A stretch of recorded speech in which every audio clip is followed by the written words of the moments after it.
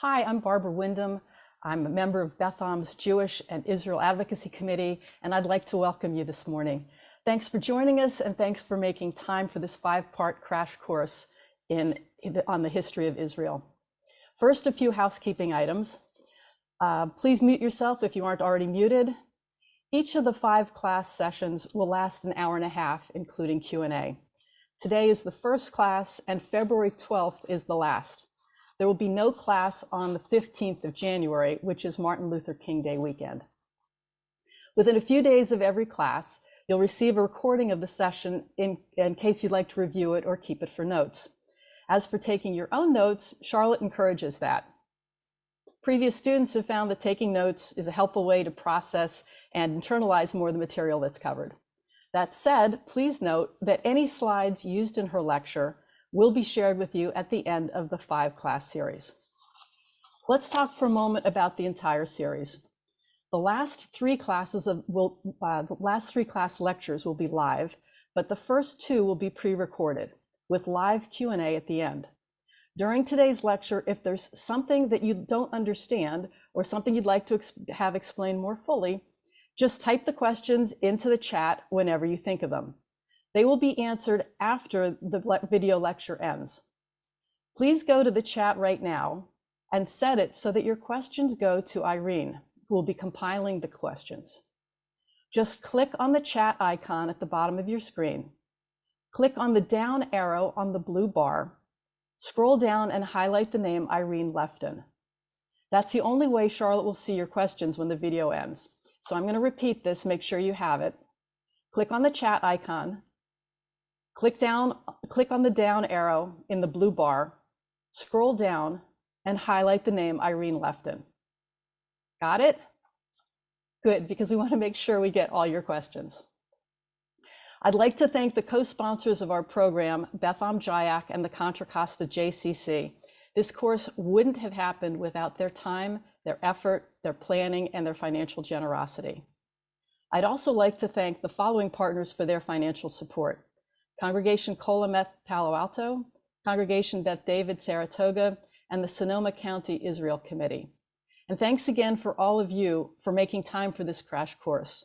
Over 300 people are participating. Now, a little bit about our teacher.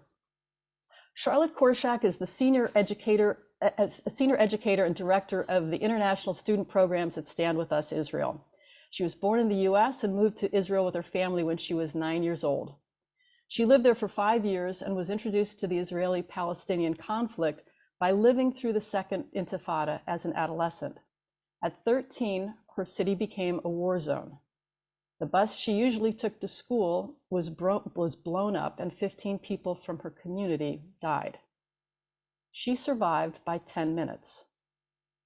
When she was 14, 3 of her friends were murdered in a suicide bombing. For Charlotte, the conflict was real, not academic. Then her family moved back to the US. She experienced no anti-Semitism in high school and had a normal beginning of college. Halfway through her freshman year at USC, she walked by an apartheid wall, but she didn't know how apartheid was supposedly connected to Israel or why she was being called a racist. She was compelled to learn more. She started studying, and within a year, she was awarded an Emerson Fellowship from Stand With Us. That was 15 years ago, and it led to her life's mission. Charlotte teaches and mentors people so they don't feel defenseless when their identity is attacked. She spends most of her time these days teaching to students on college campuses around the world, arming them with information in courses like this, and providing tools to help them combat anti-Zionism and the anti-Semitism that is sometimes cloaked within it. She helps students to understand issues from multiple points of view and to think about ways to de-escalate conflict while standing up for what they believe. Charlotte is a knowledgeable, high-energy teacher who does an amazing job providing information that is clear, straightforward, and digestible, even when the subject is nuanced and complex. I have to warn you, though, she speaks very quickly, so fasten your seatbelts. She weaves various perspectives together to build a meaningful, honest understanding of history that is relevant to today's issues. And she's also willing to answer your questions, even the really tough ones. Again, just a reminder, her lecture today is pre-recorded. Near the end of the video, Charlotte says that she'll respond to just 2 questions and that it's 11 p.m. Neither is true. Remember, it's a video. After answering the 2 questions from the pre-recorded class, she'll join us live from Israel for about a half hour. That's when she'll answer the questions that you've entered in the chat. If possible, please try to make your questions concise, relevant to what's being taught, and ask in the form of a question, not a speech. Also remember to direct the chat questions to Irene and to please use respectful language. Charlotte will do her best to get to as many questions as possible today. Those that are not handled today will be answered in a future class. Without further ado, here's Charlotte Korchak. The title of this crash course is an Israeli history crash course, but for me, it's also a history of Israel's conflicts. And I start by saying conflicts because if you go back a few years, what we see, actually, if I go back a few years, what I realized was, you know, for a long time, and some people I think on this call could remember the time when we used to talk about this as just the Middle East conflict or the Arab-Israeli conflict. And it was a very broad idea that covered, to me, what I would argue today covers too many things. And I think it really needs to be broken down because what we have today are 3 different conflicts. And at least when it comes to Israel, and I'm talking externally, not even domestically, but we have 3 different conflicts that we find ourselves in, and they've really taken on different characteristics over the years. And so I just want to first name those 3 different conflicts and go a little bit into their history to kind of set the stage and frame everything we're going to talk about in the next 4 sessions. So 3 conflicts that we find ourselves in today. One is the Israeli-Iranian conflict, the conflict that emerged most recently. It emerged in 1979. We'll talk about that in a second. The next would be the Arab-Israeli conflict, the conflict that I would argue is in decline at the moment. And then lastly, a conflict that I would argue evolved out of the Arab-Israeli conflict, what is known as the Israeli-Palestinian conflict. And so let's go back to the Israeli-Iranian conflict. But before we do that, I want to set the stage with a larger conflict going on in the Middle East that's been going on for over 1,000 years that has nothing to do with Israel and nothing to do with the Jews, shockingly enough. And that's the conflict between the 2 sects of Islam, the Sunnis and the Shiites. Now, real quick story, go back to the 7th century, Islam emerges, right? The claim is that Muhammad gets prophecy. He starts to spread his prophecy, and then very quickly he dies. 632 and Muhammad's dead. And now they're trying to figure out who's going to take over in Muhammad's place. And there's a fight amongst his followers. Some argue that the leadership within Islam should remain within the bloodline of Muhammad. And those bloodliners are going to become known as Shiite Muslims. Now, everybody else who said, nah, it doesn't have to be somebody from the blood. It can be somebody who's just a close confidant of Muhammad, somebody who's a devout Muslim. They become known as Sunni Muslims. And they're the majority. Today, there are about 85 to 90% of Muslims in the world today are Sunni. 10 to 15% are Shiite. Now, today in the modern age, there's only 4 Shiite majority countries. That's Iran, Iraq, Azerbaijan, and Bahrain. Now, Iran has become the predominant power, Shiite power here in the Middle East. And for the Sunnis, if any other country that you think of that is a Muslim majority country is majority Sunni. We're talking about Saudi Arabia. We're talking about the UAE. We're talking about Kuwait. These are all Sunni majority countries, Sunni majority countries with Sunni leadership. So this battle between the Sunnis and the Shiites, it started back in the 7th century, really right after Muhammad died, within the decades after Muhammad's death. This battle has been waging for 1,300 years. And what you have now is that conflict manifesting itself in the Middle East with different alliances that have formed. So what happened? Iran, let's go back now, okay? And let's understand how this all emerged.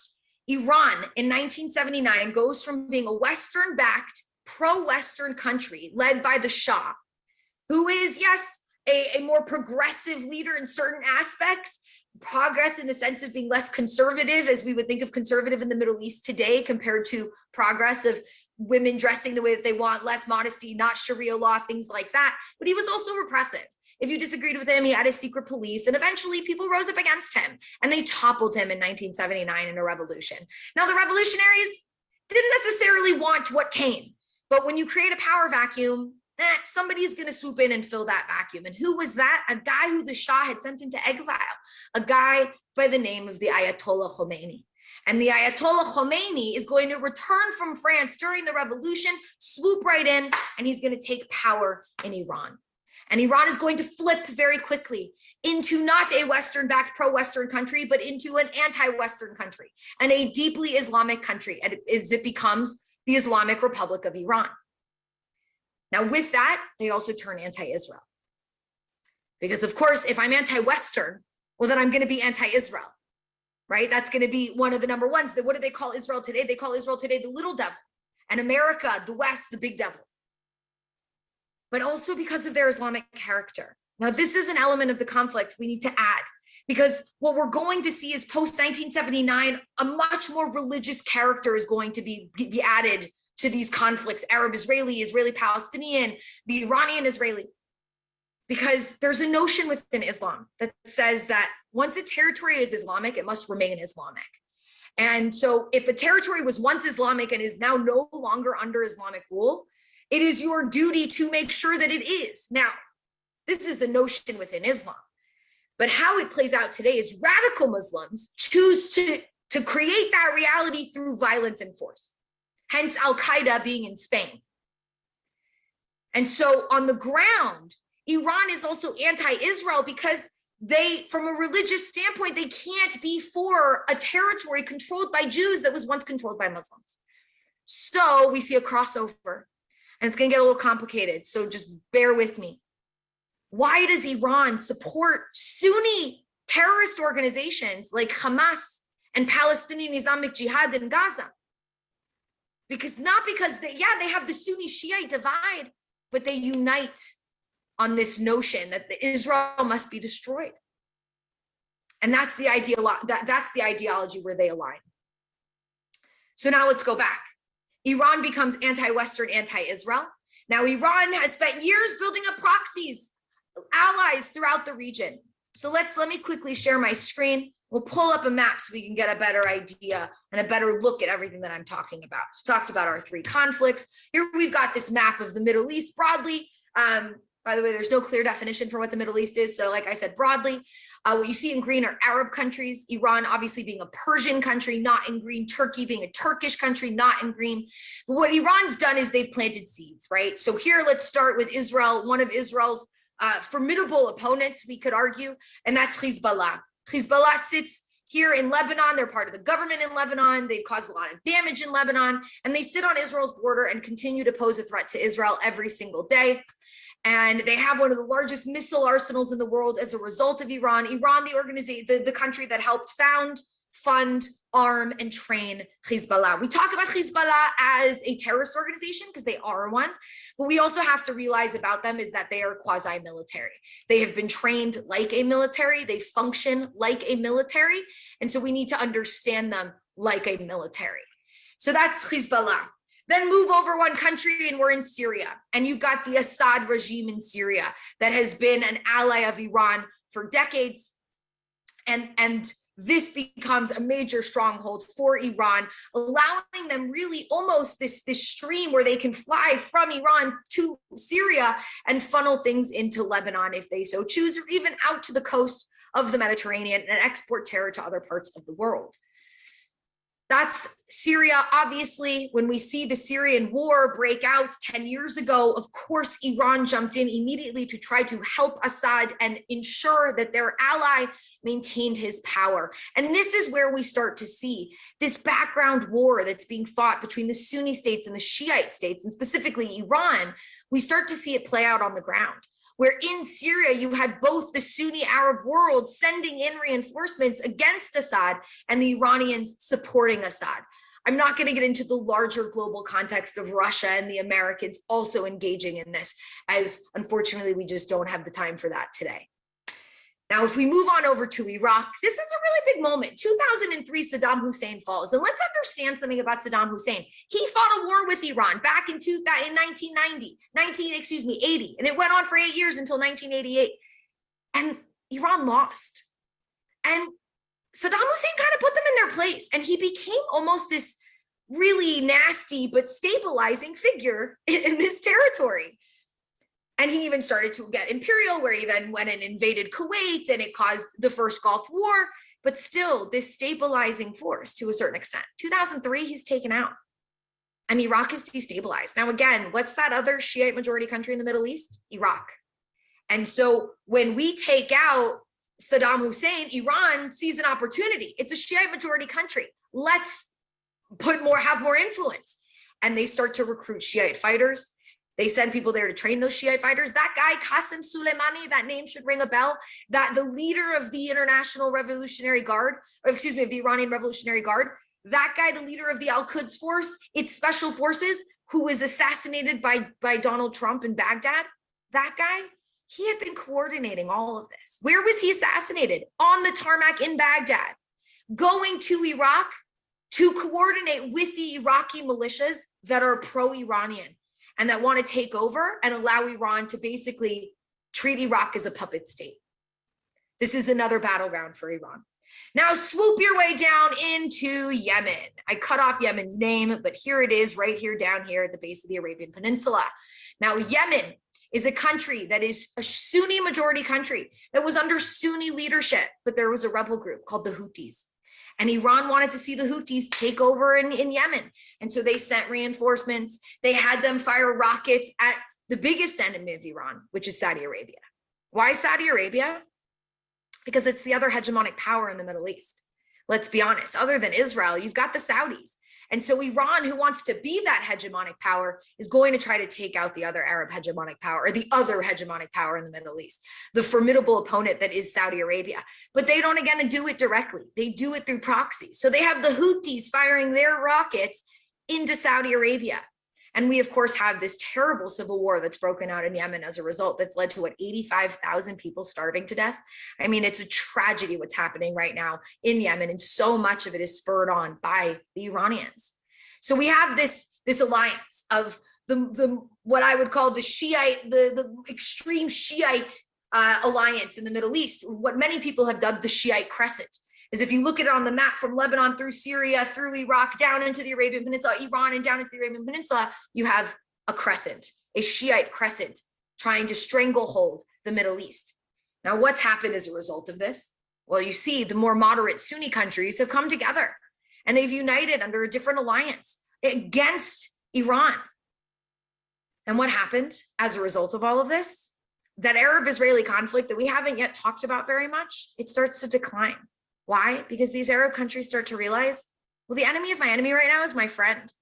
And then once they realized that and they started to warm relations with Israel, quietly behind closed doors, the UAE was giving, Israelis the ability to come and do business there. And, the Saudis were sharing intelligence with Israel and vice versa. Because of Iran, they started to realize there are other benefits that they can gain from Israel, economic benefits, social benefits. And so in terms of them learning and us learning from them and them learning from us, that slowly but surely we start to see this Arab-Israeli conflict start to decline as a result of this growing Israeli-Iranian conflict with the other Sunni Shiite conflict happening all in the background. I hope I didn't lose any of you. Like I said, it was going to get a little complicated. Hopefully what was on the screen was helpful. So, let's just make sure to mute ourselves. So that's the Israeli-Iranian conflict. Today, it is probably Israel's greatest threat. As we know right now, the talks with Iran are actually stalled because of Iran's insistence on certain things. But the way in which they use their proxies, Israel knows that we are threatened daily when it comes to Hezbollah, when it comes to Assad's military, and when it comes to Hamas and Palestinian Islamic Jihad in the Gaza Strip. So here's where we see a crossover. And what we're gonna see a few crossovers. Hamas and Palestinian Islamic Jihad are obviously part of the Israeli-Palestinian conflict. But Iran crosses over a little bit because, again, they share in that ideology of destroy Israel. But the Israeli-Palestinian conflict, yes, is rooted, much of it, in an ideology of Israel shouldn't exist. But it's a lot deeper than what's going on with Iran and this religious belief that they have. And that's what we're going to dive into in that fourth session. But we'll lay the groundwork again today. So this is the broader conflict, Arab-Israeli, or excuse me, the Israeli-Iranian conflict and how it's impacting the Arab-Israeli. But now let's go back and understand how the Arab-Israeli and the Israeli-Palestinian conflict really began. Now, it didn't start as an Israeli-Palestinian or Israeli-Arab because there was no Israel. And so what it started out as, and there were no Palestinians, right? Because what we saw happen in the 20th century was this emergence of these national identities in the Middle East, one of those identities being a Palestinian, an Arab Palestinian. What we had in the late 19th, early 20th century was a rising identity and really a nationalism known as pan-Arabism, Arab nationalism. And so we had Arabs, people who started to identify as Arabs, and we had Jews. And so it really started in the late 19th, early 20th century. It started out as what we would call the Arab-Jewish conflict. Now, as time goes on, obviously that Arab-Jewish conflict, which really remains one united conflict, is Palestinian Arabs, the Palestinians that we think of today, they were part of this larger Arab idea of pan-Arabism. And it's only really in the late 1940s we're going to start to see a slight shift, and then a real shift and a real adoption of a new identity or an additional identity, I should say, in the late 1950s into the 60s. So it's an Arab-Jewish conflict until 1948, right? And then all of a sudden, May 15th, 1948, Israel emerges as a country, and immediately it transforms into an Arab-Israeli conflict. Now, yes and no, another conflict is emerging at that exact same time, again, evolving out of that Arab-Jewish conflict, and that's the Israeli-Palestinian conflict. Now, what's the difference? Well, the Arab-Israeli conflict will manifest as the Arab countries around Israel attacking Israel. And yeah, in the War of Independence, they were aligned with the Palestinian Arabs. No doubt about it, to a certain extent. But by the time that war ends, there's one thing that is different about the Arabs who had come in and fought against the Jews, now the Israelis, than the Palestinians. Those Arabs could go home. They could go back to their homes in Damascus or in Cairo or in Beirut. Palestinians, the Arabs of Palestine, they're going to become refugees, and most of them won't be able to return. And so their conflict is going to take on a whole new character, the Nakba, which is not something shared by all Arabs. That's part of the Arab-Israeli conflict. It is a unique characteristic of the Israeli-Palestinian conflict. And we'll continue to see that separation as time goes on. Another great example would be 1967, right? Where Israel's going to fight this war against 3 Arab countries, Egypt, Jordan, and Syria. And that's going to be obviously the Arab-Israeli conflict, right? It's the Arab countries against Israel, but it's going to have a direct impact on the Palestinians who live in the West Bank and Gaza, territory that Israel's going to take over in that war. So we're going to see again how they interact with each other, but how they very much evolve into having different characteristics again than the other. And hence why we can say today that while one is in decline, the Arab-Israeli conflict, the Israeli-Palestinian conflict is nowhere close to ending. We are probably further away from an end to this conflict than maybe we've ever been. And so we have to, and we'll unpack all of that as we go through this. So that's the current situation. The different conflicts, again, one getting worse, the Israeli-Iranian conflict, one getting better, the Israeli-Arab conflict, and one kind of staying the same. Doesn't get that much worse, doesn't get that much better. That's the reality of the Israeli-Palestinian conflict, unfortunately. So now let's go back. I'm going to put the Israeli-Iranian conflict aside, and I'm not going to touch on it very much anymore. I'm just going to let y'all know. It'll come up a little bit towards the end, but mostly we're going to put it aside. And I want to go back to the origins of the Arab-Jewish conflict that will begin in the late 19th century. Now we have a problem. Let's start with this first problem. The first problem is that when I tell somebody how far back I want to go historically, I tend to get pushback. Because a lot of people would say, well, Charlotte, you just admitted in this session of yours that the conflict, the tension really began in the late 19th, early 20th century. That's true. So why would you have to go back any further than that? Now, of course, we know that any Jew, most Jews, most Zionists telling the story are not going to go back to the late 19th century. They're going to go back much further. They're probably going to go back about 3,000 years. And the reason for that is because, well, yeah, the modern day conflict, the tension began in the late 19th, early 20th century. But the root causes of that tension, the reason that both people are here, the connections that they have to this land, the reason that they're willing to die for this land is not established in the 19th and in the 20th centuries. That comes so much earlier. And how can you truly understand a conflict that's rooted in a connection and a love and claims to a land if you don't go back in time and talk to people about why and how these people are connected to this land? And so, no, I won't start my story in 1882 with the first Aliyah. And I also want to point out something. It is so convenient for somebody who is anti-Israel, who wants to paint the picture of the false narrative. And let's just lay out the false narrative. The notion that Jews are white European colonialists who came to this foreign land in the late 19th, early 20th century and stole it from the native indigenous population. Somebody who wants to put forward that narrative, yeah, it's very convenient to start the story in 1882 when a bunch of Jews start to immigrate to the land from Europe.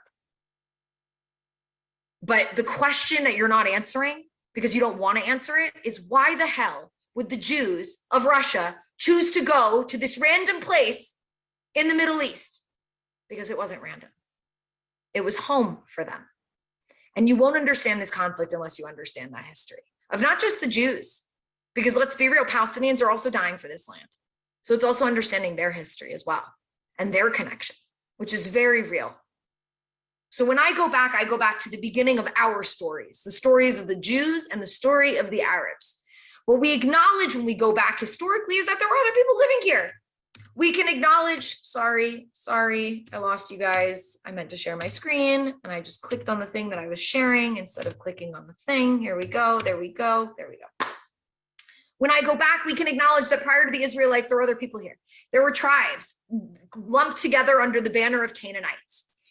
What we do know, though, is to begin the story of the Jewish people in this land, what we know is that we can trace it back at least 3,200 years to the Davidic kingdom, right? The kingdom of David, or what was known as the Israelite kingdom, when the 12 tribes of the Jewish people came together.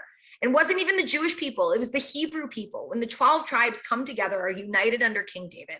And we now have archaeological and written evidence to support the idea, the truth that King David and the Jews, or again, the Israelite people at the time, had a kingdom here in this land 3,200 years ago. Now, let's talk about what happened.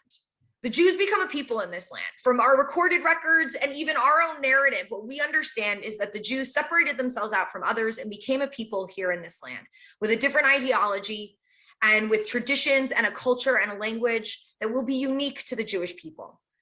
And so the Jews are indigenous to the land of Israel, right? We became a people in this land. We have lived continuously in this land since we became a people over 3,000 years ago.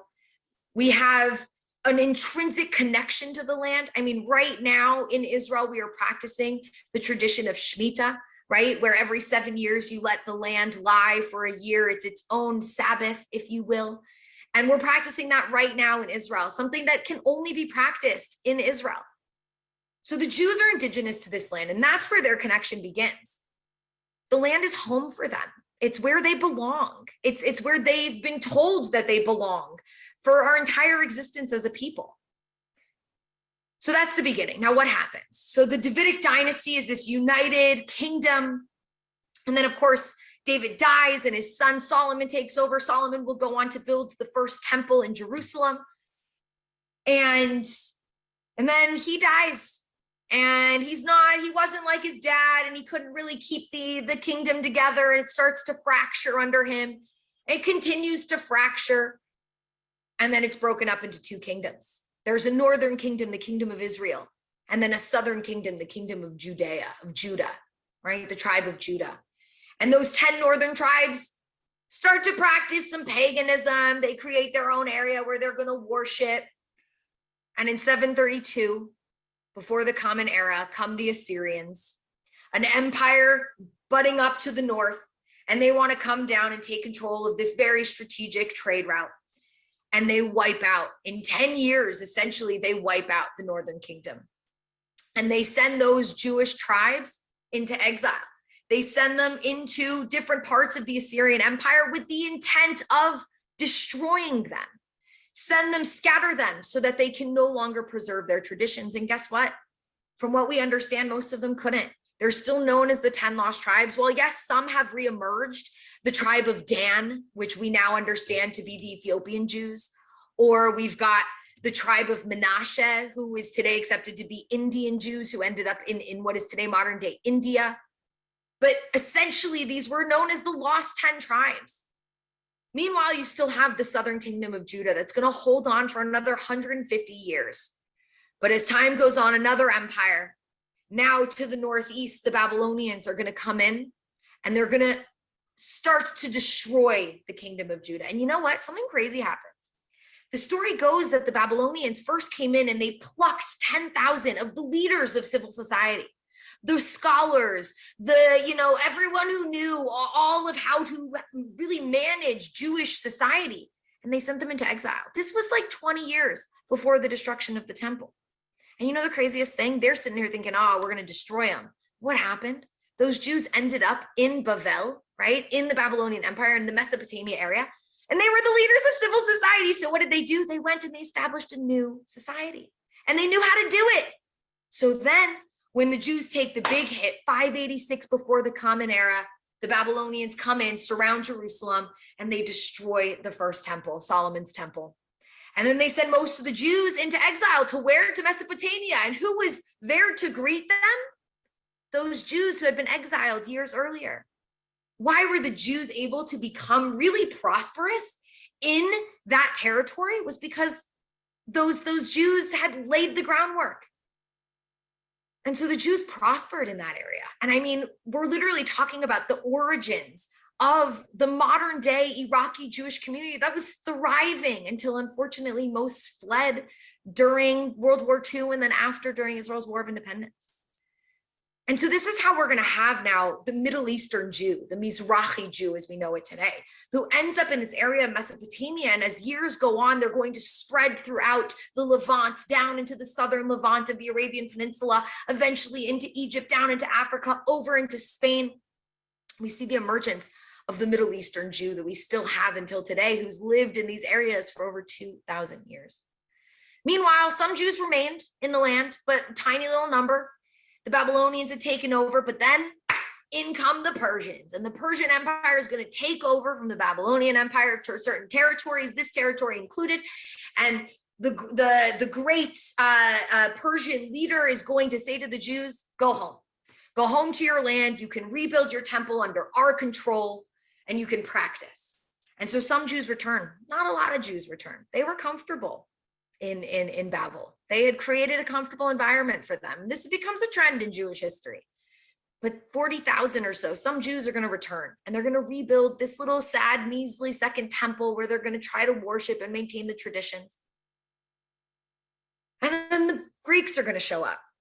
They're 332 to 40 of the Common Era. Alexander the Great shows up and he takes over this territory from the Persians. And he says to the Jews, we're cool, we're good, signs a pact with the Jews. You guys can practice, do your thing. You'll be a little state within our, empire, all is well. That's why we name our kids Alexander. We see him as a cool dude. But then he dies, right, at a really young age. And as time goes on, slowly but surely, those rights, that autonomy, that freedom that was given to the Jews slowly gets stripped away. And I say slowly, because we really need to distinguish between what the Jews experienced in the Persian Empire, which was an outright attempted genocide that was very blatant and very obvious, right? What we commemorate on this in the Purim story. But the Greeks were a lot more insidious. They came in and they slowly started to tack away at Jewish tradition. You're no longer allowed to have circumcisions, right? Or you're no longer allowed to, shecht your animals, slaughter your animals in your ritualistic way. You can't just sacrifice your animals to the gods. You have to sacrifice our animals, not just to your God, but to all the gods. And one family was not having it. After enough time, Greeks showed up to Modi'in and they said, yo, you guys got to sacrifice this pig to the gods. And this family, again, like I said, was not having it. And of course, this family is going to be the Maccabees. And they're going to start a rebellion against the Greek Empire, against the Seleucid Empire, specifically of the Greeks. And of course, we just commemorated, right, the story of Hanukkah. a different kind of anti-Semitism. It was more about, let's slowly get the Jews to Hellenize and let's strip them of their traditions, and slowly but surely they'll just become Greek. A quiet way of getting rid of the Jews. Maybe it sounds familiar. Oh yeah, we'll accept you if you're Jewish, just don't be a Zionist. Yeah, same idea 2,000 years later. So we defeat the Greeks, right? We fight this rebellion, Judah the Maccabee, right? This historic legacy of the Jewish people where we force out the Greeks and we create, for the second time, a Jewish kingdom, known now as the Judean kingdom. Why? Because the only tribe that has survived is Judah. And so we become the Jews from Judea, from the Judean kingdom, a kingdom that's not going to last very long. Under the Hasmonean dynasty, unfortunately, the Roman Empire is going to come in and they're going to occupy this territory. And slowly they're going to put in place their kings that are kind of Jewish, but not really. And of course, I'm talking about the one and only Herod, who was sort of Jewish, but not really. He was the grandchild of a forced convert and an Arab woman, but he married a Hasmonean princess and tried to get credibility amongst the Jews while he was really doing the service of the Romans. And eventually, Herod dies, his son tries to hold on, but eventually the Romans come in and the Jews are rebelling. The Jews aren't having it. We want to practice, we want autonomy, we want what we were promised. And we're rebelling against the Romans. And I don't know if you know, but nobody rebelled against the Romans and got away with it. And we didn't. In 70 of the Common Era, the Romans are going to surround the old city of Jerusalem, and they are going to destroy our second temple. Now, the Romans do a lot more than that. The Romans are real ticked off at the Jews. And over the next 70 years, as many of the Jews are being exiled, some are still remaining in the land, and they're still causing problems for the Romans. And the Romans decide to do two more things other than just trying to send all the Jews into exile. Now sending us to where? Southern Europe, going north, working our way into the European continent, which is how we eventually end up with Ashkenazi Jews. But what else do? So they destroyed our temple. They sent us into exile. And they're going to do one final thing after, during a time where, again, we were kind of a sore in their backside. They decide we want to strip the Jews of any connection to this land. And they change the name of the territory. They strip it of its name Judea, because they know, again, if we want to strip their connection, if we want to be like Carthage, where we try to erase the fact that they ever existed, then we have to change the name, because everyone's going to know that the Jews came from Judea. So they changed the name. It's not Judea anymore. Now we're going to name it after the ancient enemy of the Jews. Not even a Roman name like they did Jerusalem, Elio Capitolina. No, this time it's going to be named after an ancient enemy tribe, the Philistines. And the territory is going to take on the name of Philistina, Syria Philistina. And moving forward on Western maps, the territory will mostly be referred to as the Holy Land or Palestine. And sometimes here and there, you'll see Judea thrown in. Throwback to what it was before the Romans tried to erase the Jewish connection. And let's be very clear about something. The Philistines at this point didn't exist anymore. They were the ancient enemy of the Jews. They had been wiped out at this point in history. So this was the Romans really sticking it to us. And I got to say, 2,000 years later, man, I feel like they're still sticking it to us every single day, right? I mean, how much easier would it be to explain to somebody that the Jews came from Judea? Now we have to explain how the Jews came from Palestine. It's rough. Thank you, Romans. Not thank you. Awful. So now the Jews are in exile, most of us. Let's understand that some Jews remained, like I said, continuous Jewish presence throughout this entire timeline. But most of us are now in exile. Now, let's be very clear about something. You see these two big bubbles. You see the Romans and you see the Babylonians. These two exiles caused the rise of an ideology within the Jewish faith and the Jewish people. And that ideology becomes known in modern times as Zionism. Where do we see it after the Babylonian exile? Written in the Psalms. If I forget Jerusalem, it's as if I've forgotten my right hand. We wept on the banks of the rivers, yearning to return home. That was Zionism in its purest form. Jews in exile wanting to go home. And after this, now the destruction of the Second Temple and Jews ending up in Roman exile, it becomes an obligation of our leaders to instill in our traditions this idea that we would never forget home. And we start to see it in our prayers, and we start to see it in the direction to which we pray. We start to see it in our traditions. Next year in Jerusalem, we say at the end of every Passover Seder. Next year in Jerusalem, we say at the end of our Yom Kippur fast. When we pray every day, we stand up and we talk about the rebuilding of Jerusalem. We stand under a chuppah, we break a glass and we say, we've spent 1900 years building into our faith, into our customs, into our culture, this idea that that's home. So yeah, we might have lived in exile, but we never forgot. And we never fully adopted these foreign places as home. It was always a temporary place on our way home. So what happens in the land? Jews are now scattered. And what happens in the land? As you see, the Roman Empire, as we know, is going to split Western Rome and Eastern Rome. And the Eastern Roman Empire under Constantine is going to adopt Christianity. This is now 4th century.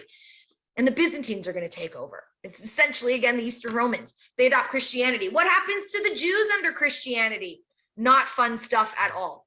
Christian anti-Semitism is going to be the worst anti-Semitism that Jews will ever experience. It will persevere. It will be relentless for 1900 years in Europe. It will be relentless in the land under Christian rule from the 4th century until the 7th century. And when I say, let's understand this anti-Semitism, it started with Constantine. It started with the Jews committed deicide. We killed Jesus, the God of the Christians. That was number one. Then it became replacement theology. We, the Christians, we have the new covenant, right? That is an old covenant. And to prove that we have a new covenant and they have an old covenant, we must ensure that the Jews remain a lowly, pathetic people. So they kept us in this position to ensure that their Christianity would be reaffirmed for them. That God really created a new covenant with them and discarded his covenant with the Jewish people. And that we suffer as a result. Not at their hands, but at God's hands. A replacement theology, Christian anti-Semitism. And this is going to bleed into Europe and will be the reality of Jews throughout Europe, where we then start to see different manifestations of this from 1347, when we have the Black Plague fall on Europe and the Jews are blamed for the Black Plague. Sound familiar? It should, because same exact thing happened 2 years ago when COVID hit. 100 years later in Italy, we're going to see the emergence of the blood libel. As a young boy is killed and the Jews are blamed, they said, they took him and took his blood to make the ritual bread, the ritual unleavened bread of Passover matzah. And we start to see as this happens throughout Europe, and Jews suffer. Let's also remember at this same time, you have the Crusaders working their way through Europe. This is now 12th, 11th century, 12th century, even before, working their way through, saying, convert or die. Jews will suffer in exile.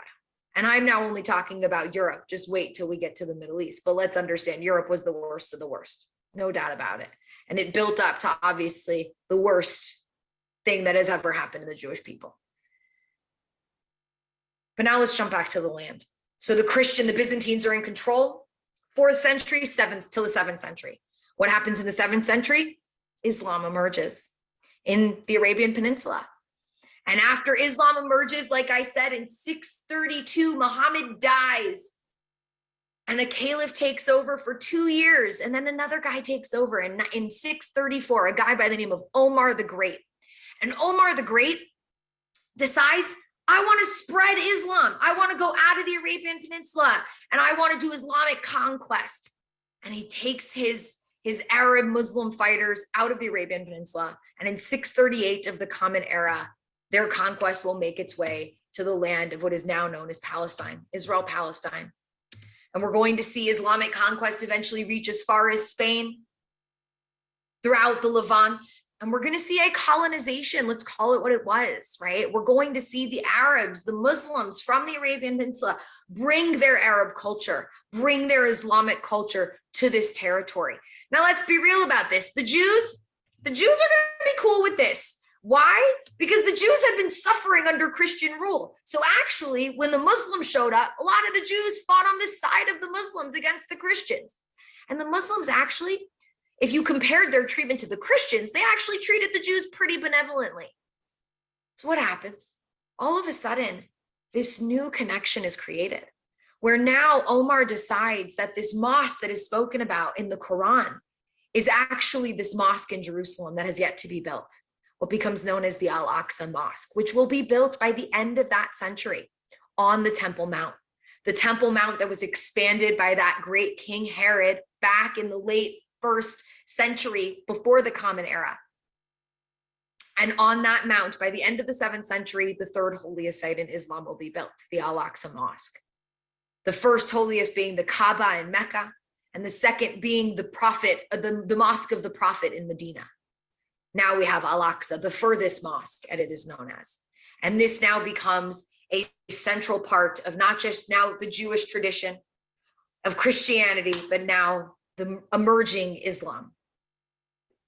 And here we see the Arab connection begin, an incredibly important part of the story, as now Arabs are going to develop a connection.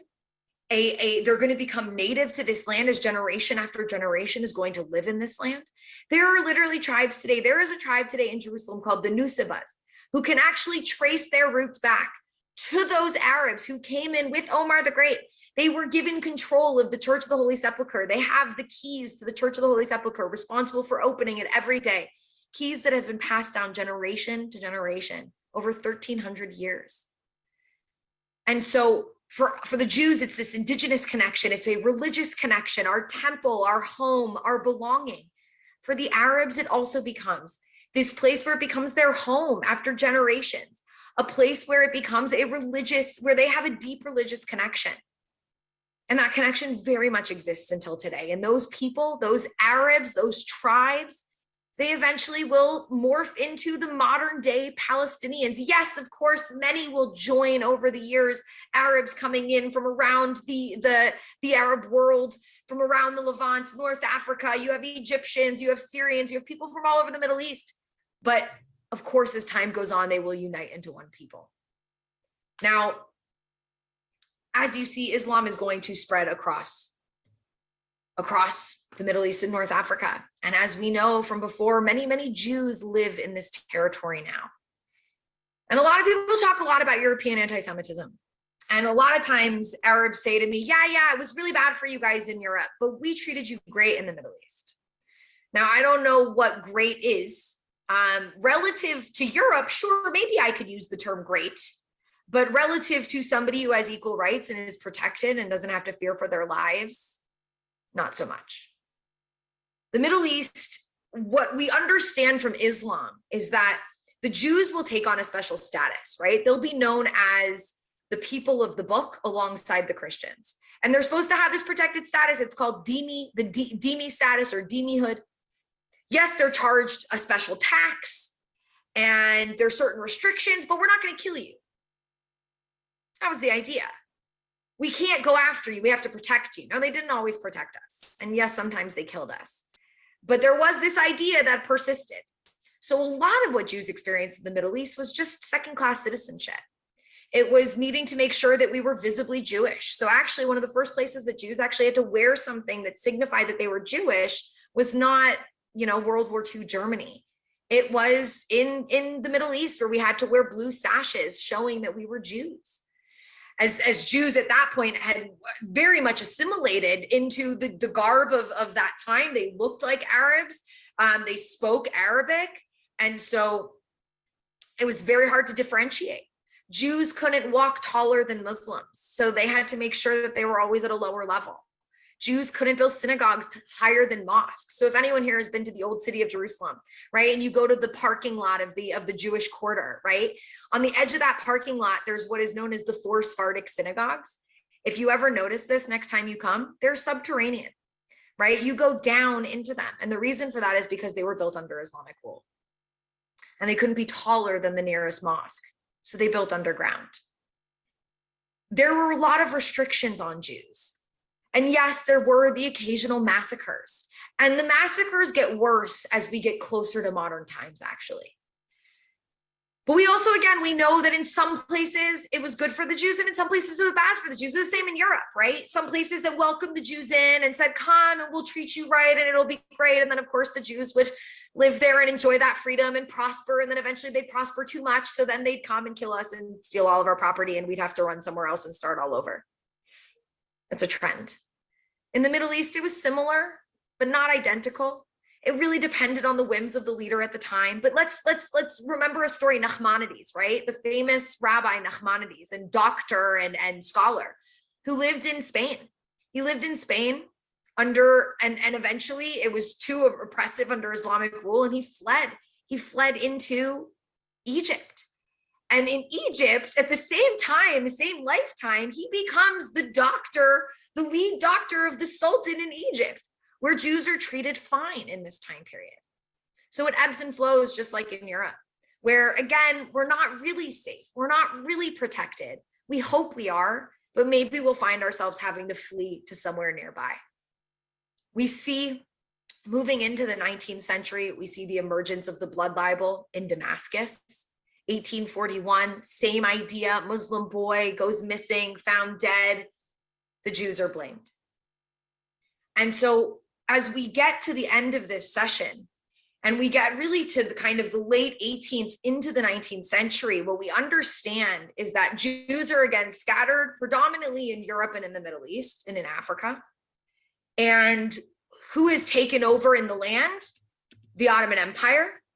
The Ottoman Empire took over in 1517 and will rule this land until 1917, the end of World War I.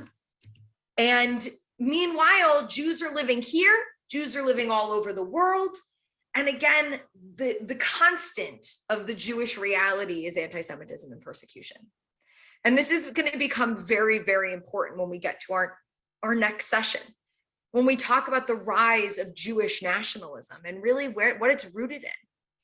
Now, I want to set the stage for next class, and then I'll open it up. If anyone has any questions, please raise your hand now if you have any questions, because if you don't, I will take advantage of the next 10 minutes. If you do, I will keep it in mind. So I just want to set the stage. So Jews have, in Europe, there's been this consistent trend of anti-Semitism. And it is, again, ebbing and flowing with the times, depending on where you live, depending on what leader you had. But then comes this emerging notion in the late 18th into the 20th, into the 19th century, late 18th into the 19th century. And it's this concept of national states rather than empires, right? This idea of having a nationality, of being a citizen of a country. And slowly what we start to see happen in Europe is emancipation, right? Jews are granted citizenship in certain places. Their restrictions that they've lived with start to be alleviated a little bit. And that's really going to set the stage for this next round of anti-Semitism that's going to lead us to Zionism, the emergence of modern Zionism. Meanwhile, let's also understand that the Arabs, now again, let's understand these identities. The people who lived in the Arab world, who would broadly be labeled Arabs, but wouldn't necessarily refer to themselves as Arabs, were tribal, clannish peoples, right? Different small tribes and clans that lived under an empire. So they were an Ottoman subject, but they wouldn't call themselves that. They would identify predominantly with their tribe and with their religion. So they would be a Husseini Muslim or a Chalabi Druze. And what we also start to see happen in the 19th century is this push against the Ottoman Empire, which is in decline. And let's remember, it's a Turkish empire ruling over a lot of Arabs, a lot of Arabic speaking people with a different culture, different traditions. And as they're hearing more of these inklings of nationalism and self-determination and self-rule, they start to also think, how can we create a nationalism, a unity of these tribes that can come together to create a great Arab nation and push off our Ottoman imperialist rulers? And so we're seeing this happen for very different reasons, but we're going to see the rise of these two nationalisms. And that's going to become root cause number 2 of this conflict, these competing nationalisms that again will evolve as time goes on. And lastly, what we see. So what we saw today was really, again, where we're at today, but more importantly, this root cause, which is land. And probably one of my most frustrating realities as an educator and as somebody who's a Zionist is when people on my own side, when other Zionists say to me or try to deny to me history. And I hope that today I've at least have a very deep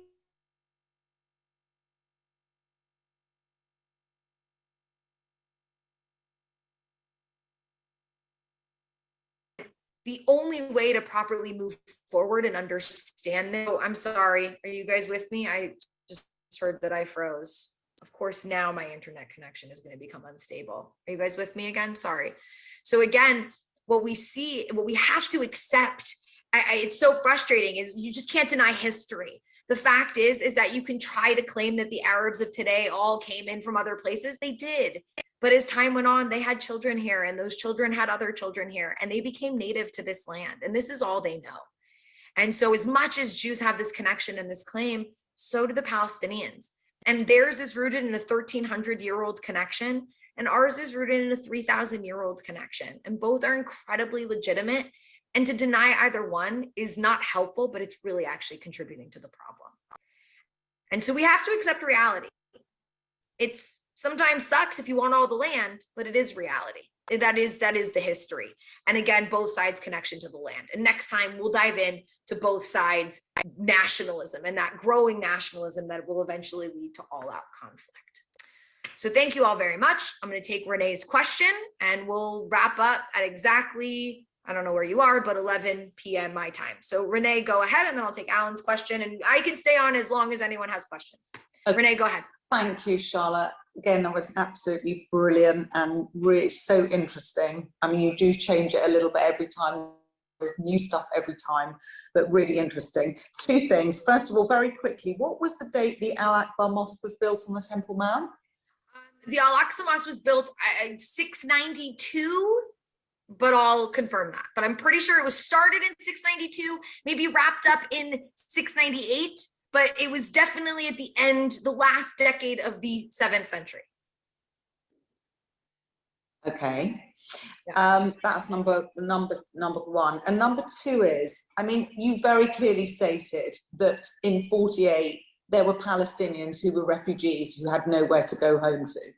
Yeah. So there were Palestinians on the ground. So I know how I would answer this, but I'm really interested, I hope other people are as well, to hear when you're giving a talk to young people and they say to you, there is a real problem with Palestinian refugees and the Israelis have not treated them fairly.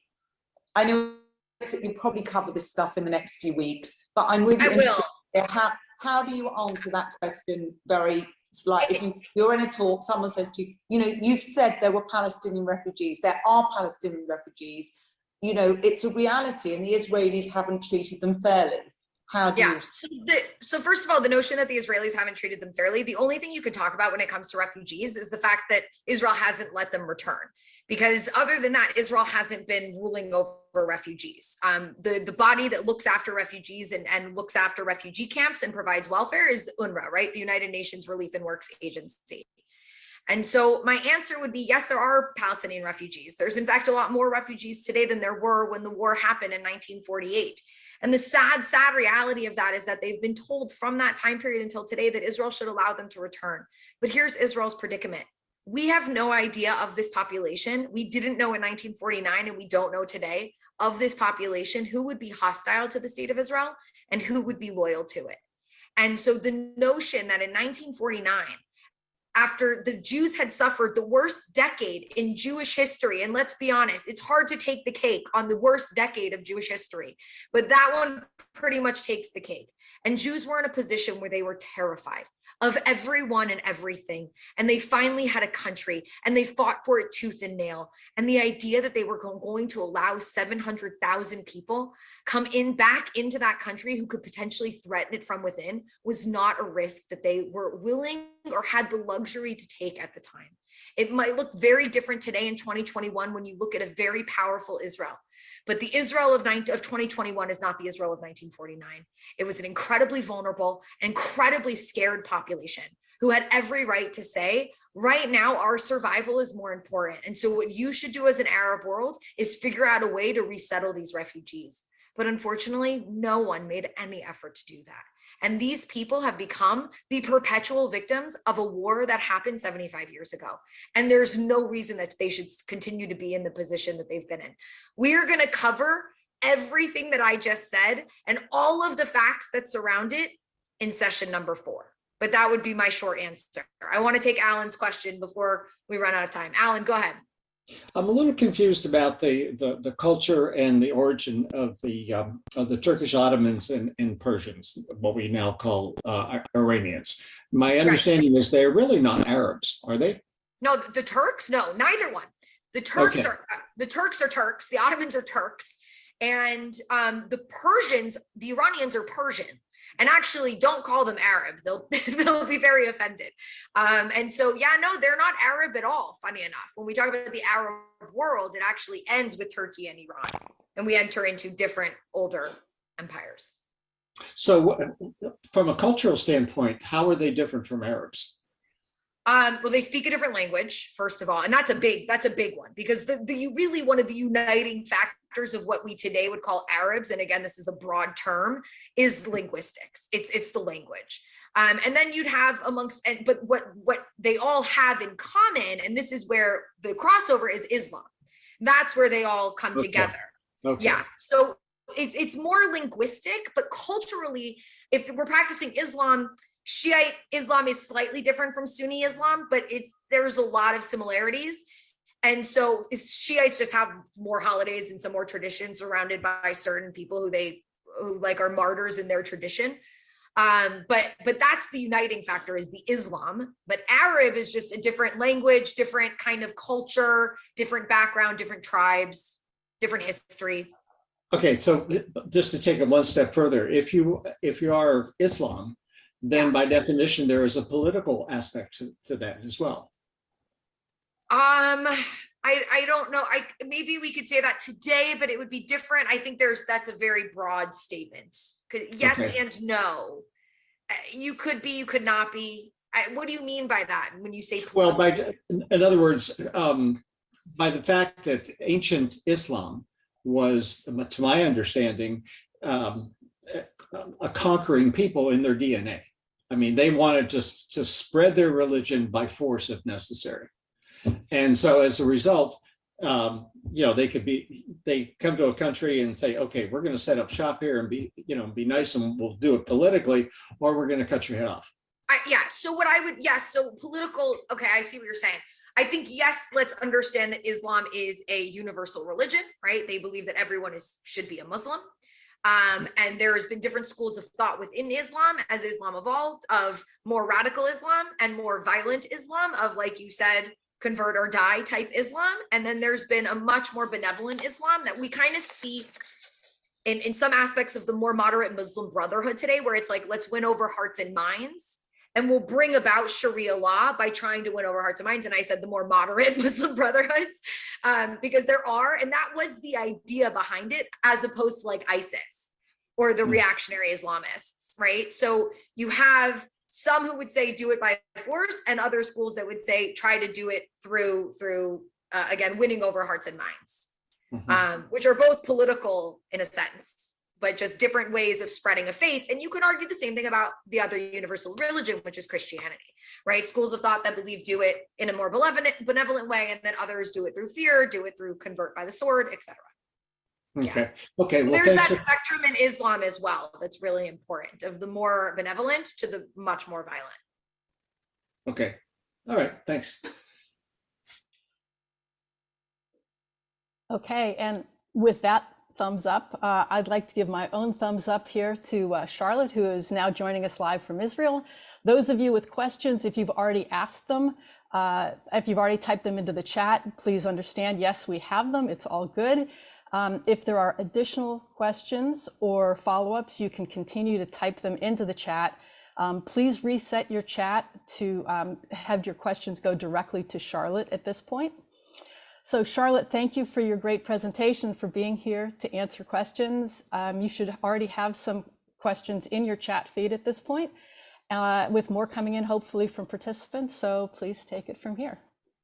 All right, so hi everyone. It's very weird sitting here watching myself under a recording, but I hope you all enjoyed that. So I'm just gonna dive into these questions as I got them. It obviously feels like they were coming as I was speaking, so some of these might relate to things that I said like an hour ago, but we'll take them one at a time. So early on, I speak about hegemonic powers in the Middle East, and somebody just asked me to define what is a hegemonic power. So a hegemonic power is usually a dominant force of some kind.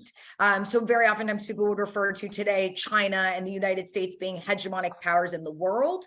And then in the Middle East, usually when people talk about hegemonic powers, they talk about Israel or Saudi Arabia, some of, again, the more dominant countries that have more power in a region or in the world. So that's what I mean, or what I was meaning when I was saying hegemonic power.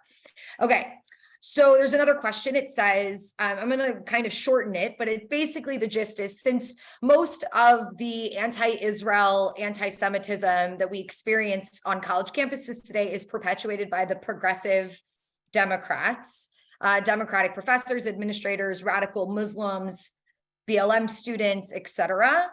Why is the Democratic Party not identified as anti-Semitic and anti-Israel, and why aren't Jews encouraged to stop supporting Democrats? So there's, I would say, a really big issue with this, and I think one of the problems that we have to acknowledge with this question is, throughout history, we've always seen anti-Semitism from the left and from the right. There's always been a far right type of anti-Semitism and a far left type of anti-Semitism. And both of them are equally as dangerous for the Jewish people. And so while, yes, on college campuses today, a lot of the anti-Zionist rhetoric definitely comes from the progressives, we also have anti-Semitic flyers that are posted on campuses throughout the United States that are coming from far right organizations as well. So today, to say that 100% of it is coming from the left is just wrong. It's just factually incorrect. And then more importantly, when we talk about a party, we're not just talking about, people on college campuses. We're talking about people of all ages, of all backgrounds, who might support one political party or another. And anti-Semitism, as we see it, is definitely not just coming from the far left, it's also coming from the far right.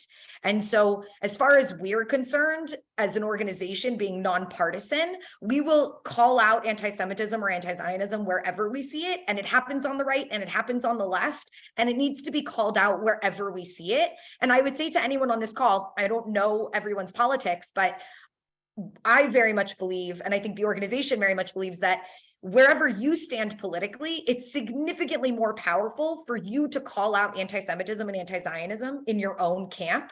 So if you're a Democrat, call it out when it comes from the Democrats. And if you're a Republican, call it out when it comes from the Republicans. It is not effective at all if you call it out on the other side, because that's expected. It's just, obviously you're going to call out, if you're on the left, you're obviously going to call out the right.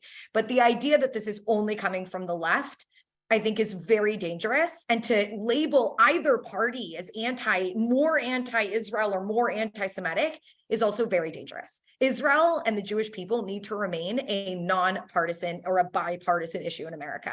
And when we start labeling it that way, that's the quickest way to create a self-fulfilling prophecy, where young people, by the way, on those campuses who do lean to the right and vote Democratic, or lean to the left and vote Democratic, if you give them the choice, well, you could either be a Zionist or you can be a Democrat and be a liberal. They're going to choose being a Democrat and a liberal, and they're going to let go of Zionism. It's as simple as that. So it would be honestly a self-fulfilling prophecy. We need to call out anti-Semitism and anti-Zionism wherever we see it, regardless of the political party or political affiliation. That is just a must, especially today where we are seeing it. I mean, the worst anti-Semitism we've seen in the last few months has been from people who proclaim to be on the far right, i.e. Kanye West, Nick Fuentes, etc. That's what has been making the rounds lately. And that has also reached students on university campuses. So again, it's happening on all sides, and we need to focus on it wherever we see it, no matter what, because it's all dangerous to us. All right, the next one was, why weren't Palestinians allowed to go back to their countries of origins? Now, if you were the person who asked this question, I need you to clarify that for me. I don't want to call anyone out. So just shoot me a quick message privately on the chat if you sent me this message or this question. Why weren't Palestinians allowed to go back to their countries of origins? Because I just need context. I'm not sure what you mean in terms of country of origins and what time period are we talking about. So if that was you and you want an answer to this question, send me the time period you're talking about and what countries you're referring to, because I don't really understand the context of this question. We'll jump to the next one. Somebody asked, despite Muhammad ascending to heaven from the Jerusalem mosque, which Muslims believe entitles them to some portion of Jerusalem, which is true. I mean, that's not the only reason. Muslims are connected to Jerusalem and to this land because of the stories that are told about Abraham, who is seen as a prophet within Islam, right? I was just actually in Hebron today. That's why I wasn't able to join you guys live. But I was in Hebron today and I was at the Tomb of the Patriarchs, which is the second holiest site for the Jews, but it's also called the Ibrahimi Mosque, the Abraham Mosque, because Islam obviously believes that Abraham was one of their prophets as well. And they also believe that that spot where Muhammad ascended to heaven was also where the binding of Ishmael takes place. And so that it's important, not just because of Muhammad's journey here. Muhammad came here, or they decided Muhammad came here on that journey because of that previous connection that they already had. Then it says, despite that, isn't the current Israeli government position that whoever's history goes back the longest is entitled to the land and to all of the territory that they map out? Now, that's not an Israeli policy.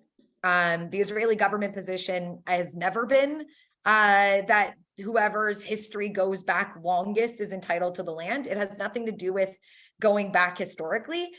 I think what you might be referring to, whoever the person asking this question, is in terms of land ownership. And if you can prove land ownership, then Israel, the Israeli High Court, will definitely rule that that land is yours, regardless if you're Jewish or Israeli, Palestinian, not Israeli, doesn't matter. But no, there's no policy in Israel that says that whoever was here first has that land. That's not a policy of the government. So then the rest of your question, you just says this seems self-reinforcing rather than identifying a compromised position. And I would agree with you. If that was the case, that would be, but that's not the case. It's not about who was here first. It goes back to a history of presence in the land and land ownership, and then essentially just how things fell in terms of where Jews were living and where Arabs were living at any given time. So that's not the policy. We can move on from there. The next question. The first actual state kingdom of Israel was under King David and King Solomon and lasted 74 years. That's actually not true. The next United Kingdom was under the rule of the Maccabees Hasmoneans, again, lasting only 74 years. That's also not true. Modern Israel, the third united Jewish state, is in its 74th year. Would you care to prognosticate? I mean, I would, if that was true. That would be fascinating. I mean, if both the two kingdoms only lasted 74 years and then now we're at 74, I mean, that would be a little scary, but the kingdom of Israel lasted way longer. Let's remember that King David was the 10th century. King David and Solomon were the 10th century before the Common Era. The northern kingdom of Israel will be destroyed in 722 of the Common Era before the Common Era by the Assyrians. And then the southern kingdom is going to be destroyed in 586 before the Common Era by the Babylonians. So I'm not sure where we got this 74 number, but if that was true, that would be really interesting and maybe something to talk about. Unfortunately, those aren't accurate numbers, so I can't really go into that any more than I just did. Okay, so we're going to keep going.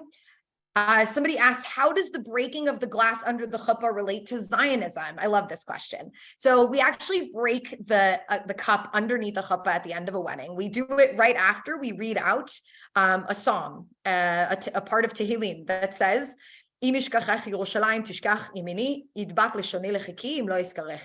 which means, if I forget Jerusalem, it's as if I have forgotten my right hand. Let my tongue cling to my palate if I forget. And then we break the glass. And the breaking of the glass is to remember the destruction of the temple, that we are not complete as a people, that we are still broken. We are not home. We haven't rebuilt our temple.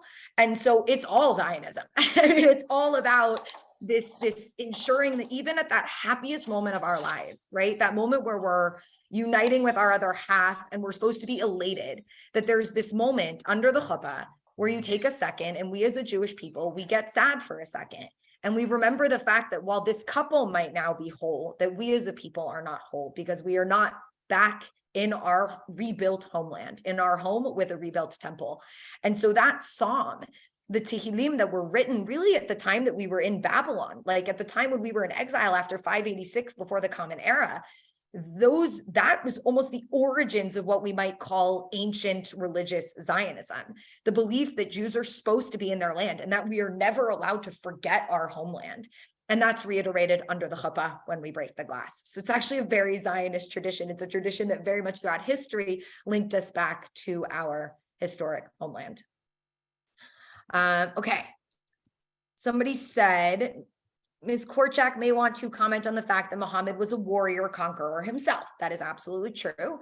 And most of the funds for his original Muslim army came from the wealth of the Jewish community of Medina. I'm not sure about that one. Could be true, but I'm not sure, so I'm not going to say yes or no. And who he destroyed and looted after they rejected Islam. Yeah, I mean, if you want me to do an entire lecture on Islam, I could. It was one of the things I focused on when I was in university. I wasn't really going to dive deep into Muhammad and everything that happened between him and the Jewish people. But yes, there were definitely occurrences in the Arabian Peninsula, the most famous being the community of Khaybar, which is actually, I'm bringing it up simply because today amongst Muslims, it tends to be a chant sometimes, an anti-Semitic chant where they will say Khaybar, Khaybar, and they're commemorating or they're remembering and celebrating really a moment in Muslim history where Muhammad surrounded the Jewish community of Khaybar and basically said, convert, and they said no, and he eventually slaughtered the city. And that is used by radical Muslims today to say that there is a legitimate, that within Islam, it is legitimate and okay to kill people if they do not convert, because, well, Muhammad did it, so we can do it. So that's absolutely true. We'll leave it there. Let's keep going. Somebody said Nachmanides or Maimonides. I'm not sure what this was in reference to, but I'm pretty sure I was talking about Maimonides in Spain and then leaving Spain and ending up in Egypt. I'm pretty sure that was the context. Next one. You say Zionism began thousands of years ago. In fact, the national movement known as Zionism arose in the 1800s in Europe. Do you agree it's incorrect to attribute nationalistic political ambitions to the religious traditions of praying towards Jerusalem? So again, I think I just kind of put this together, but Zionism as a concept, the notion of Jews yearning to return to their homeland, which is Zionism, that came around, again, like I just said, from the Babylonian exile, right? We were exiled. We wrote all of a sudden this liturgy within our Jewish tradition that, again, we are meant to be home. Let's not forget our homeland. And then all these traditions came around, like praying towards Jerusalem. And what essentially happened in the 19th and 20th centuries was ancient religious Zionism was modernized. And so what you're actually talking about at the 1800s was the modern Zionist movement rather than just the concept of Zionism. They took this ancient idea and then took the modern idea of nationalism and they put the two together and they created modern political Zionism. Again, the nationalist element of Zionism comes in the 19th century. The concept of Jews yearning and needing to return to their land is ancient Zionism. So that's how I'm putting the two together. But no, obviously Jews weren't talking about a Jewish state in the modern day concept of a Jewish state, because that concept of statehood and nationalism didn't exist throughout much of history. There were empires and that's how we lived. The next one. The rise of Islam was in the 7th century, but what were Arab ties to the land before then? So you can't really say that there were really solid Arab ties to the land prior to the 7th century. Look, Arabs, again, were a people who spoke Arabic. There were nomadic Arab tribes throughout much of history. So you can go all the way back 3,000 years and you could talk about Arabs. Some people say that the mother of Herod was an Arab woman, right, who married his father, who was the child of a forced convert. And that's why some people will say Herod's was not even Jewish, but people literally talk about Herod's mother being an Arab. So the idea that there were people speaking that language in this land thousands of years ago is true. The idea that they were a critical mass in this land or can claim any deeper of a connection before the 7th century, I think is very hard to argue.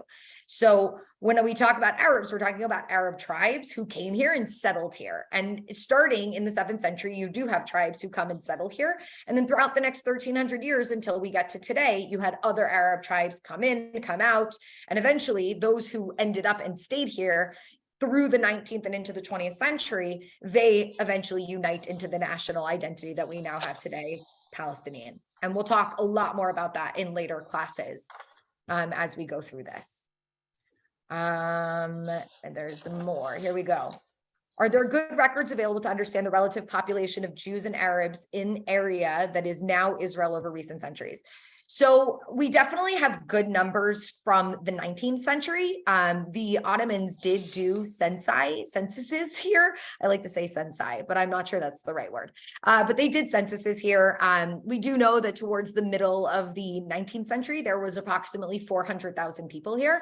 And from then on, we have very good numbers. So starting from there all the way through, we know pretty much the population sizes in this land and the breakdown between Arabs, Jews, and other smaller minorities as well. So yes, there are records available, and again, those would usually be Ottoman population records that were taken, and then after that, British, and then obviously Israel, and moving into modern times where we have plenty of records that show this. Do you teach Masa interns? I do sometimes teach Masa interns. It just depends what program your son is on. But you could have him look us up in Israel. And if he wants to bring Stand With Us to his Masa program, he can ask for Stand With Us to come. And we would be happy to provide that to your son and his Masa program. I love the Jewish world. You got to love the Jewish world. All right, one more. Here we go. I mean, there's more. I don't know how many. Oh, there's a lot more. Okay, let's go. Were there Arabs from other countries who moved to Israel after 1948 and now call themselves Palestinians? No. So after 1948 comes the immigration laws of Israel, and Israel, starting very early on, basically restricts immigration dramatically into Israel and says that pretty much the only people who can immigrate here and become citizens are Jews. And pretty much everyone else kind of like, sorry, you got to go somewhere else. This needs to be a Jewish state. So after 1948, you don't have any Arabs immigrating to what is Israel proper. Arabs definitely could have immigrated into the Gaza Strip or the West Bank. I'm not sure how many did, and if they did in high numbers at all. I doubt it. I highly, highly doubt it, but I don't know those numbers. But no, into Israel proper after 1948, no. But prior to 1948, there was definitely Arab immigration into this territory. No doubt about it. All the way through the Mandate period and before the Mandate period, there was Arab immigration into this territory. So you even have Arabs immigrating in as late as 1946, 47.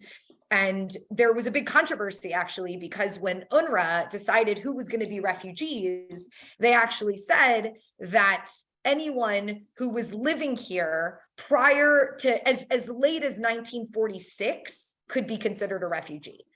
And so it was kind of like it was this catch-all of everybody. So yeah, prior they definitely immigrated in. After 1948, they did not. That being said, since you said, who moved into Israel and call themselves Palestinians, it is important to note that there are Arab Israelis inside of Israel. So they have Israeli citizenship, they have an Israeli passport, but they identify as Palestinians. So that is important to note. About 33% of the Israeli Arab population identify somewhat as a Palestinian, either only as a Palestinian, that's a portion of them, and then the other portion is as a Palestinian Israeli, which is very interesting. But that's the answer to that one. Okay, that's a personal question. question for later in the series. I'm not sure what to do with that. It might actually, no, I should take this now. Since Iran has supplied Russia with the drones to attack Ukraine, when will the government of Israel stand up for Ukraine? Or is the authoritarian Netanyahu government going to keep pretending or acting as if it wants to remain an ally of Russia and not take more than fledgling efforts to help defend Ukraine? Okay. Let's try to like avoid putting all of our opinions into questions. Listen, there is so much complexity when it comes to Russia and Ukraine and where Israel sits. And while the vast majority of Israelis are absolutely against Russia and totally on the side of Ukraine, we have to accept the fact that Russia has a lot of power in Syria. And on a consistent basis, Israel is inside of Syria, bombing different sites of Iranian infrastructure and Iranian weapons shipments that are going to Hezbollah in Syria and in Lebanon. So Israel has to play the game of realpolitik, and it really sucks. It has nothing to do with Bibi wanting to be an ally of Putin. It has to do with the fact that, unfortunately, we, to a certain extent, rely on Russia to allow us to conduct these activities in Syria. And if we all of a sudden had a lot of issues with Russia, we would have a lot harder of a time defending ourselves against Iran in Syria. So it's really, notice, by the way, that it wasn't just Netanyahu. The Bennett-Lapid government also wasn't like, all of a sudden, here, take all the weapons, Ukraine. Unfortunately, we live in a global world, and Israel has threats that are well beyond just the Russia-Ukraine conflict. And so again, Israel will give tacit support to Ukraine. We've built field hospitals to help take care of Ukrainian wounded. But going as far as giving weapons to Ukraine is something that Israel, as of now, has decided is just not worth the risk that we would take, messing up or damaging the relationship with Russia to the point that we wouldn't be able to properly defend ourselves here at home. And so I understand sometimes as a diaspora Jew looking from the outside into Israel saying, why isn't Israel just coming out in full support of Ukraine? I get it. But as somebody who lives in Israel and is threatened by Iran on our northern borders, I also understand why, to a certain extent, we have to kiss up to Russia and make sure that we don't turn entirely against them, because if we do, they're going to turn entirely against us, and that can create another real threat to Israel. So that's the name of the game right now, unfortunately. All right. Charlotte, if you want to take one more, then we really should wrap up, and okay. The rest of them, we'll just hold them over until the next class. Well, actually, okay, for that's 2 classes. Great. But I'm yeah. just going to scroll through and see if any of these relate to just this class. And then, because a lot of these have to do with the Palestinians later, Perfect. which we'll have a whole class on. Great. So I'm just double I checking. just want to be respectful of everybody's time. Oh, 100%. And yours, by the way. No, yeah, all good. Yeah, so a lot of these are definitely things that I will tackle in later classes. No, somebody asked, do you have any info of Ethiopian queen fighting Caesar Augustus? No.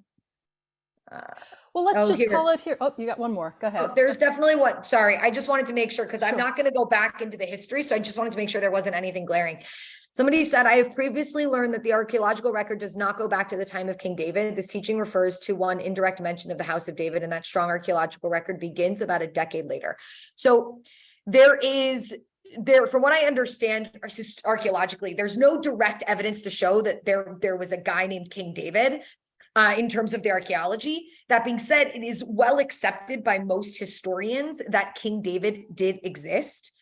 We just haven't found the evidence to directly point to it, but there's been enough written evidence that there's a belief that there's been enough commentary about him that he probably was around. But you are absolutely right to say that we start to see it a little bit later on. We start to see archaeological evidence that shows the Davidic dynasty, maybe not King David himself, but that kingdom of Israel that is believed that he united the tribes into. So that would be that history. I'm just seeing if there's anything else. Recommendation.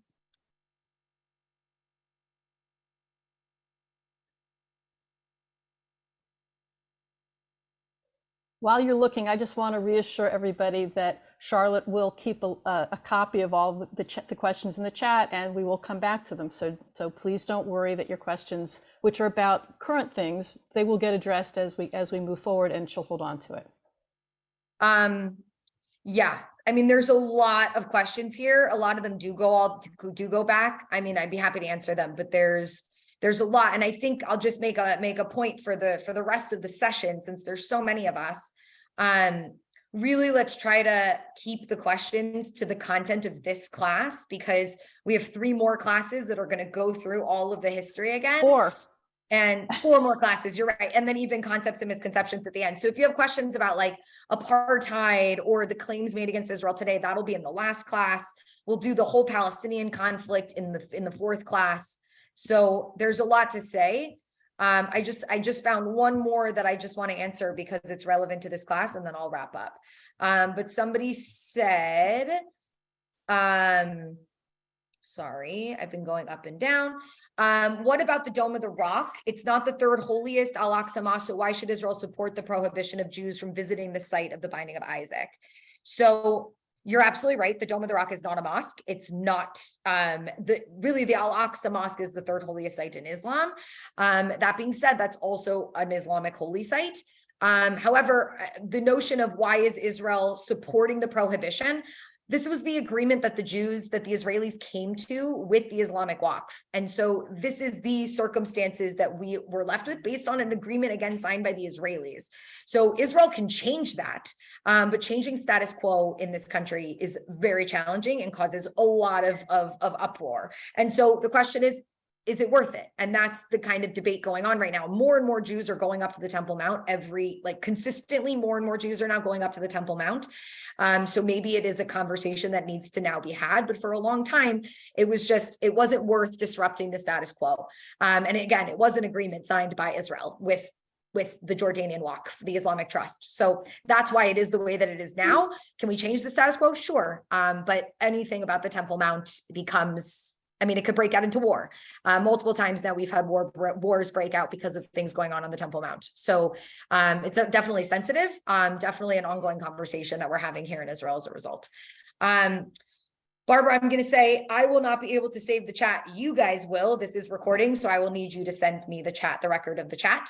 And I will try to actually answer these questions in the classes while I teach them, and that way we can avoid all the Q&A, and we can just get new Q&A during new sessions. Perfect. Charlotte, thank you so much for joining us today, and thanks to all of you for caring enough about this topic to come together and learn with Beth Jayak, Contra Costa JCC, Colomet, Beth David, and the Sonoma County Israel Committee. We're looking forward to the next 4 classes, but I want to remind you there is no class next week. We'll see you in 2 weeks on January 22nd at 10 a.m. All of you can use the same link for the class. Also want to let you know that if you'd like to invite others to join us for the next 4 sessions, people are still welcome to sign up. In the follow-up email that you're going to receive in the next few days, there'll be a link for friends to register. Feel free to share it. We especially encourage you to invite children or grandchildren who are bar mitzvah age or above, and they can catch up on today's class by watching a recording. One last housekeeping item. On January 22nd, Charlotte will be teaching on the video, but she's going to be unable to join us live for the Q&A. We have a great guest for you, though. Dr. Mike Harris from Stand With Us will be joining us for Marin to answer your questions. And if by some chance you stump him, Charlotte will be back on the 29th. So that's it. Thank you all again, and enjoy the rest of your day.